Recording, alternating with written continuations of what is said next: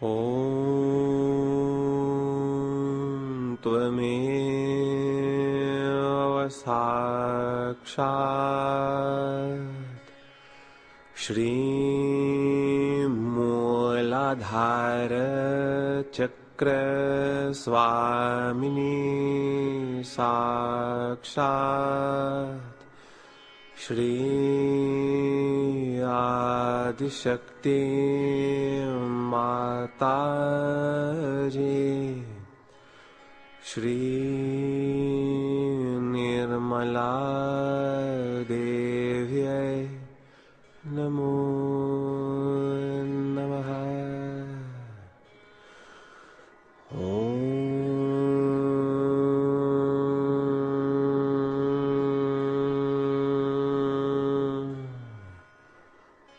Lam Lam Lam Lam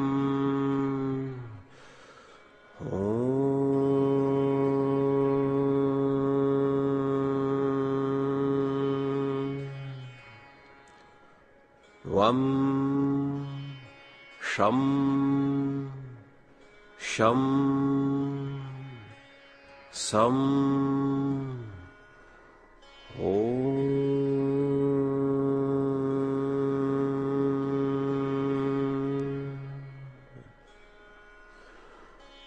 Om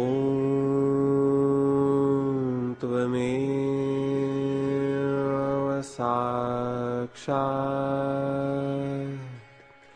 Shri Ganesha Sakshat Shri Adi Shakti Mataji Shri Nirmala Devyai Namo Namaha. Om Gam Ganapataye Namaha. Om Gam Ganapataye Namaha. Om Gam Ganapataye Namaha. Om Gam Ganapataye Namaha.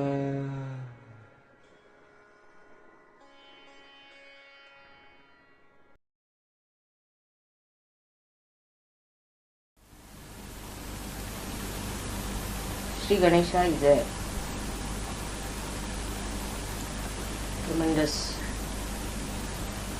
purifying power, tremendous purifying power, because it cannot be contaminated by any, whatever you may try, it cannot be contaminated.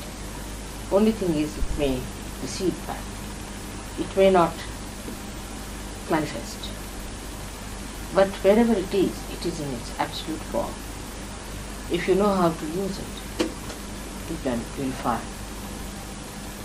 everyone, you and yours, everyone. So the responsibility of Australians, one must understand, is very big, because they are living in a country which is ruled by Shri Ganesha. So first they have to maintain their purity of their being. Many people sometimes think that purity is only limited to the gross side, that to lead a sensible sex life is sufficient. It is not so. That's why Christ has said, "Thou shalt not have adulterous eyes." Meaning, your eyes should be clean. And as you know, eyes represent your ego and super ego both. So, when he said that your eyes should be clean, he meant that your thoughts should be clean. Now, what is the generator of your thought? You have to go deep into it and see how thoughts are generated. The brain of human beings, as you know, is like a pyramid. Is elevated to a central point here in a conical way. Is the epitome, is the Brahman. And when this mind elevates to that state in human beings, it goes into a tremendous change of its reactions to its environment. For example, an animal, if he sees a thing, he doesn't think about it. There's no reaction to it. But only in human beings this reaction takes place because of his conical brain, you can say, that is attention that's coming in goes into a parallelogram of forces, because we have two types of densities in our brain. There is also refraction, and because of refraction, this parallelogram of forces acts in such a way that your attention goes out, and the attention that goes out reacts. And when it reacts, the thought waves start coming into us. You must have seen a lake. If you drop a stone in a lake, the waves start, right? And they come to the shores of the lake. And then it is the shore that gives it another wave which goes back. In the same way, when human beings look at anything, they put attention to it, there's always a reaction that comes. Now, according to Christ, we have to have a non-adulterous eyes. There should be no adultery. The word adultery is, in a pure sense, is not so bad. Adultery means there should not be any mixture of what it exists. Simple as that. When we say this adulteration in the milk, we mean that it's not purely milk, but it's something else in it, alright? So, when you look at things, say this is a ball. The ball is a ball, that's all. What is there to think about? But a person who is not realized so will immediately start thinking about volume. Now, depending on the conditioning of a person. If a person is a very perverted soul, I don't know what he will think of the ball. Because I can't go to every limit of thinking else. I'm sorry, I have certain limitations. But a person who is, say, a normal person also may start thinking about the ball, how much it will cost, what will happen, this and that. All sort of conditioning according to money, because if he's money oriented. If he's ego oriented, then his thoughts will go react in that same way. This is the adulteration, that when you look at things, there's nothing to think of. What is there to think? Whatever is, it is. But we think by thinking, we solve the problems. Also, this kind of a myth exists among human beings. That when you look at something or you think about something, then you solve the problem. It's not true. It's a myth. Because thinking is just an empty process of the mind. It's like a wave passing towards the shore and think that it can just engulf it or dissolve it. So the thought is just an empty vessel which carries nothing. It cannot do anything. It cannot bring forth any fruit whatsoever. Sometimes this statement might look very big and you might think, how can that be, Mother? We've done so much bad thinking. But you have not. whatever you have done is through spontaneity. Because the unconscious has given you the ideas, inspiration. You have done everything through inspiration and not by your own thinking. Now there, we do not want to agree, because then we have to give up our ego, because we think, oh, we have achieved it through our thing. But when you think too much like that, then what happens? The unconscious gives you the necessary information, because it has compassion, it has love for you. And suddenly you find something there. You are just pushed into that corner where you find. And for this we must know Einstein is the person who says that the theory of relativity dawned upon him from somewhere unknown. Because whatever is known is already there. And whatever is unknown, you cannot find out by this brain, which is thinking, but by the brain which is enlightened. Now one, he said, thou shalt not have adulterous eyes. Of course, the adultery, as we understand, is that we should not have lust in our life. But I would go still further to say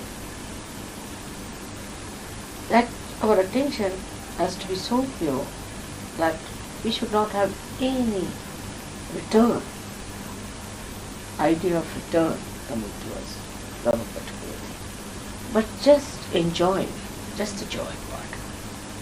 If I see a beautiful thing, then I am just enjoying. Not that I should possess it, nor should I think about it, nor do I need that I should repeat it. Just enjoy it as it is. Maybe if you just enjoy it, you will just feel it again. That's the capacity one should have of purification. So, sometimes people think that Sahaja Yoga is a very Victorian sort of a system in which you can't lead a life like this, and the freedom we have achieved, the abandonment we have achieved, we cannot enjoy in such. But this virtue or this righteousness that we have condemned so far is really the sustainer of it. Is our quality, is our gold, is our wealth, is our property, is our security, which we have lost. And we have to just again have a cleansing. It is there. Because if it is fundamentally eternal, it cannot be lost. It cannot be permanently destroyed. It's like you have seen a brass metal or something like that that's covered with that possibly black, red, yellow, every sort of a color. But again you polish it out, it comes back. But if it is gold, it is untarnished. It is untarnished. But if gold is allowed to rust in the dirty gutter or something, you cannot see. It's covered with all kinds of things, and you think it's just finished now. It's not there. It exists all the time. Our innocence exists within us. It's not lost. It's there. Only it's covered, just like the sky can be covered with clouds. It is covered now because of the atmosphere, because of the way we try to dent it. That's why I say don't feel guilty. Because if you feel guilty, then you have a hand which is weak, a mind which is wobbly, and then you don't want to cleanse yourself. But it exists all the time within us, untarnishable. It exists within. You have to just get to it. Now Shri Ganesha is the one who does that job for us. He is the one who cleanses. That not he is the embodiment of purity, but he does that job. Only a person or only the deity which is the embodiment of purity can do it. As like you can see a soap. Soap is the one which is in quality is a pure thing, and it purifies too. Supposing it is not pure, can become contaminated. In the same way, our innocence is absolutely pure. So it is our innocence itself cures ourselves. Just see that. One which is lying under, which we have always repressed, which we have undermined, which we have not respected, comes to our help and shines with us. It's such a great blessing that we have so many eternal things existing in us. Otherwise human beings would have been finished long time.